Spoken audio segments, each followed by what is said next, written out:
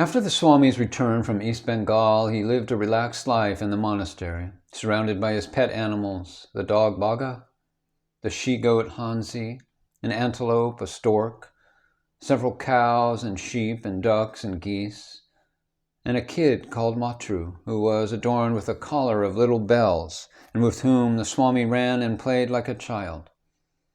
The animals adored him. Matru, the little kid who had been, so he pretended, a relation of his in previous existence, slept in his room. When it died, he grieved like a child and said to a disciple, "How strange! Whomsoever I love dies early." Before milking Hansi for his tea, he always asked her permission. Bhaga, who took part in the Hindu ceremonies, went to bathe in the Ganga with the devotees on sacred occasions, as for instance when the gongs and conches announced the end of an eclipse. He was, in a sense, the leader of the group of animals at the Muth. After his death, he was given a burial in the grounds of the monastery. Referring to his pet animals, he wrote to an American disciple on September the 7th, 1901. "The rains have come down in right earnest, and it is a deluge, pouring, pouring, pouring, night and day. The river is rising, flooding the banks. The ponds and tanks have overflowed. I have just now returned from lending a hand in cutting a deep drain to take off the water from the Muth grounds. The rainwater stands at places some feet deep. My huge stork is full of glee, and so are the ducks and geese. My tame antelope fled from the Muth and gave us some days of anxiety in finding him out. One of my ducks unfortunately died yesterday. She had been gasping for breath more than a week. One of my waggish old monks says, 'Sir, it is no use living in the Kali Yuga, when ducks catch cold from damp and rain, and frogs sneeze.' One of the geese had her plumes falling off. Knowing no other method of treatment, I left her some minutes in a tub of water mixed with mild carbolic, so that it might either kill or heal, and she is all right now." Thus Swami Vivekananda tried to lead a carefree life at the monastery, sometimes going about the grounds clad in his loincloth, sometimes supervising the cooking arrangements, and himself preparing some delicacies for the inmates, and sometimes joining his disciples and brother monks in the singing of devotional music. At other times he imparted spiritual instruction to the visitors, or engaged in deep thought whenever his inner spirit was stirred up, occupied himself with serious study in his room, or explained to the members of the Muth the intricate passages of the scriptures, and unfolded to them his scheme of future work. Though his body was weary and wearing away day by day, his mind was luminous. At times his eyes assumed a far-away look, showing how tired he was of the world. One day he said, "For one thing, we may be grateful. This life is not eternal." The illness did not show any sign of abatement, but that did not dampen his spirit to work. When urged to rest, he said to a disciple, "My son, there is no rest for me. That which Sri Ramakrishna called Kali took possession of my body and soul 3 or 4 days before his passing away. That makes me work, and never lets me keep still or look to my personal comfort." Then he told the disciple how the Master, Sri Ramakrishna, before his passing away, had transmitted his spiritual power to him. During the later part of 1901, the Swami observed all the religious festivals at the Muth. The Divine Mother was worshipped in strict orthodox fashion during the Durga Puja, the Lakshmi Puja, and the Kali Puja. On the occasion of the Durga Puja, the poor were given a sumptuous feast. Thus the Swami demonstrated the efficacy of religious rituals in the development of the spiritual life. In February 1902, the birth anniversary of Sri Ramakrishna was celebrated at the Belur Muth, and over 30,000 devotees gathered for the occasion. But the Swami was feverish. He was confined to his room by the swelling of his legs. From the windows he watched the dancing and the music of the devotees. To the disciple who was attending him, the Swami said, "He who has realized the Atman becomes a storehouse of great power. From him, as the center, a spiritual force emanates, working within a certain radius. People who come within this circle become inspired with his ideas and are overwhelmed by them. Thus, without much religious striving, they derive benefit from the spiritual experience of an illumined being. This is called grace. Blessed are those who have seen Sri Ramakrishna. All of you too will get his vision. When you have come here, you are very near to him. Nobody has been able to understand him who came on earth as Sri Ramakrishna. Even his own nearest devotees have no real clue to it. Only some have a little inkling of it. But all will understand in time." It is said that the spot immediately beneath a lamp is dark, and so it was that the Orthodox people of the neighboring villages hardly understood the ideas and ideals of the Balaramouth. The monks there did not in all respects lead the life of Orthodox sannyasins. Devotees from abroad frequented the monastery. In matters of food and dress, the inmates were liberal. Thus, they became the butt of criticism. The villagers invented scandals about them, and the passengers on the boats passing along the Ganga would point out that the monastery is not so good, with an accusing finger. When the Swami heard all of this, he said, "That is good. It is a law of nature. That is the way with all founders of religion. Without persecution, superior ideas cannot penetrate into the heart of society."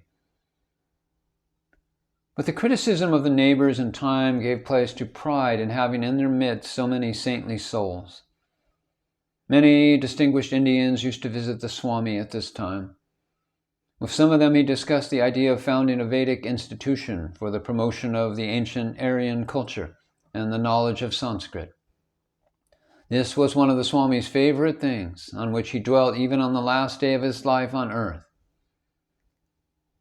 Towards the end of 1901, 2 learned Buddhists from Japan came to the Muth to induce the Swami to attend a Congress of Religions that was being contemplated in Japan at that time. One of them was the famous artist and art critic Okakura, and the other Oda, the head priest of a Buddhist temple. The Swami became particularly fond of Okakura and said, "We are 2 brothers who meet again, having come from the ends of the earth." Though pressed by the visitors, he could not accept the invitation to go to Japan, partly because of his failing health, and partly because he was skeptical that the Japanese would appreciate the monastic ideal of the non-dualistic Vedanta. In a letter to a Western lady written in June 1902, the Swami made the following interesting observation about the connection between the monastic ideal and fidelity in married life. "In my opinion, a race must first cultivate a great respect for motherhood through the sanctification and inviolability of marriage, before it can attain to the ideal of perfect chastity. The Roman Catholics and the Hindus, holding marriage sacred and inviolate, have produced great chaste men and women of immense power. To the Arab, marriage is a contract or a forceful possession, to be dissolved at will, and we do not find there the development of the idea of the virgin of the brahmacharin. Modern Buddhism, having fallen among races who had not yet come up to the evolution of marriage, has made a travesty of monasticism. So until there is developed in Japan a great and sacred ideal about marriage, apart from mutual attraction and love, I do not see how there can be great monks and nuns." As you have come to see that the glory of life is chastity, so my eyes also have been opened to the necessity of this great sanctification for the vast majority, in order that a few lifelong chaste powers may be produced. The Swami used to say that absolute loyalty and devotion between husbands and wives for 3 successive generations find their expression in the birth of an ideal monk. Okakura earnestly requested the Swami to accompany him on a visit to Bodh Gaya, where Buddha had attained illumination. Taking advantage of several weeks' respite from his ailment, the Swami accepted the invitation. He also desired to see Varanasi. The trip lasted through January and February 1902 and was a fitting end to all his wanderings. He arrived at Bodh Gaya on the morning of his last birthday and was received with genuine courtesy and hospitality by the Orthodox Hindu monk in charge of the temple. This and the similar respect and affection shown by the priest in Varanasi proved the extent of his influence over men's hearts. It may be remembered that Bodh Gaya had been the first of the holy places he had visited during Sri Ramakrishna's lifetime. And some years later, when he was still an unknown monk, he had said farewell to Varanasi with the words, "Till that day when I fall on society like a thunderbolt, I shall visit this place no more." In Varanasi, the Swami was offered a sum of money by a Maharaja to establish a monastery there. He accepted the offer, and on his return to Calcutta, sent Swami Shivananda to organize the work. Even before Swami Vivekananda's visit to Varanasi, several young men, under the Swami's inspiration, had started a small organization for the purpose of providing destitute pilgrims with food, shelter, and medical aid. Delighted with their unselfish spirit, the Swami said to them, "You have the true spirit, my boys, and you will always have my love and blessings. Go on bravely. Never mind your poverty. Money will come. A great thing will grow out of it, surpassing your fondest hopes." The Swami wrote the appeal which was published with the first report of the Ramakrishna Home of Service, as the institution came to be called. In later years, it became the premier institution of its kind, started by the Ramakrishna mission. The Swami returned from Varanasi, but hardly had he arrived at Belur when his illness showed signs of aggravation in the damp air of Bengal. During the last year and a half of his life, he was, off and on, under the strict supervision of physicians. Diabetes took the form of dropsy.